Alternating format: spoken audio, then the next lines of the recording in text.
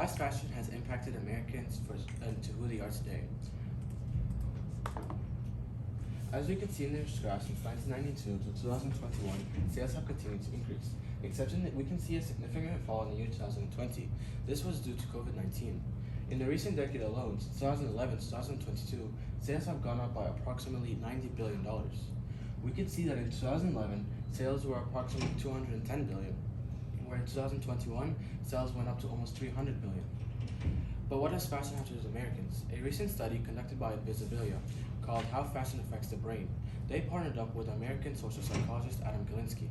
They found that test takers who wore doctors' white coats did 50% less mistakes on exams than those who didn't. Which leads me to ask the question, to what extent has fast fashion negatively impacted the well-being of teenagers and young adults in the United States? Good afternoon, my name is Yusuf Ibrahim. My argument is that the fast fashion community is demoting the well-being of teenagers and young adults in the United States, which is caused by harassment, negative peer pressure, and social media. This brings me to my first point, peer pressure. Peer pressure has affected teenagers in almost every aspect, from what clothes to wear to footwear. We could see in this graph provided to me by Statista that Nike had the highest sales in both categories. We could see that this places a pressure on teenagers in believing that they have to wear Nike in order to fit in with the majority group. We could see a widespread of clothing brands in the United States. Nike still has significant sales in compared to other brands. In 2020, even with the fall in sales, Nike still had more than double of sales in comparison to Adidas. Adidas is the #1 rival brand to Nike.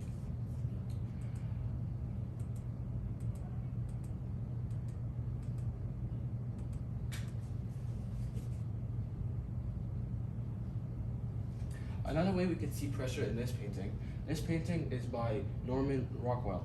We could see here that the majority, which is displayed by the men, are peer pressuring the woman into changing her own opinion. This painting was provided to me by College Board.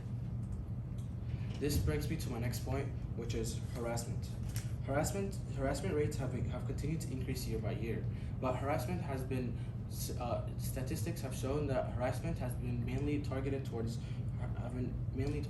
women. According to the AAUW, the majority of women in high schools, about 92% of them have reported being harassed in some sort of way in the high school environment. We could see in this pie chart, according to the AAUW sexual harassment survey, that 47.8% of 10 to 19-year-olds, the sexual harassment rates for women, 10 to 19-year-olds have reported being sexually harassed. 10 to 19 is the ages of early middle school to high school. We can see that ages start to fall after high school.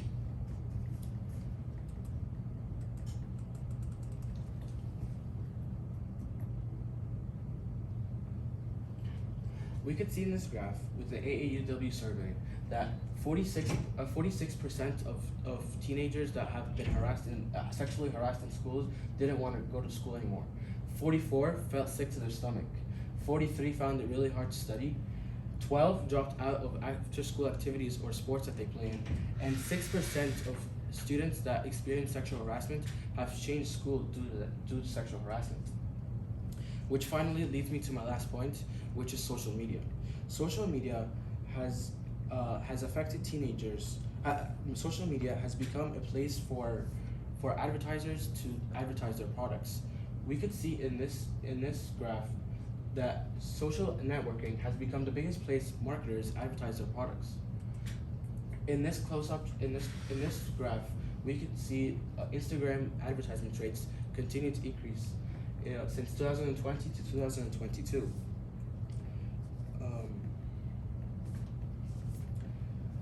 Since 2022, we could see that since 2020 to 2022, advertisement rates have increased by 48%. This places a pressure on teenagers by manufacturers implementing new fashion trends. New fashion trends then leads to teenagers believing that they have to buy these clothes in order to fit in with the latest fashion trends. This brings me to my solutions. My first solution would be implementing school uniforms. School uniforms would help decrease bullying and would help help students feel that they fit in. 7 out of 10 students feel that uniforms would help them fit in, and statistics found that 30 to 50% of schools that implemented uniforms have decreased bullying rates by 30 to 50%. Another solution would be enforcing a stricter school dress code. A stricter school dress code would limit the amount of fashion brands that students have to choose from. Limiting the amount of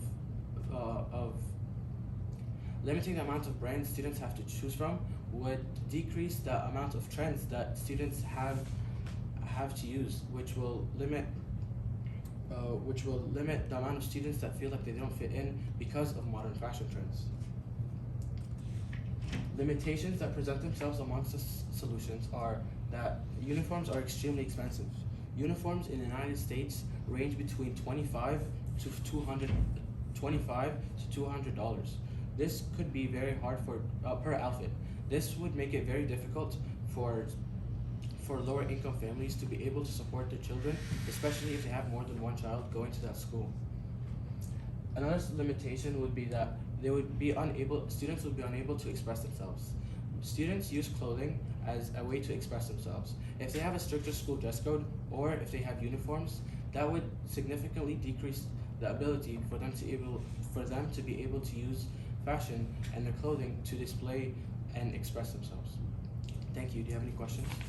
I do have 2 questions for you.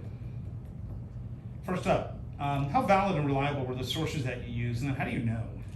I tried to pick most of my sources for this presentation by picking peer-reviewed journals and staying away from sources that are displayed by the manufacturers to try to limit bias as much as possible. Okay, and if you had more time, what additional research would you conduct on this issue?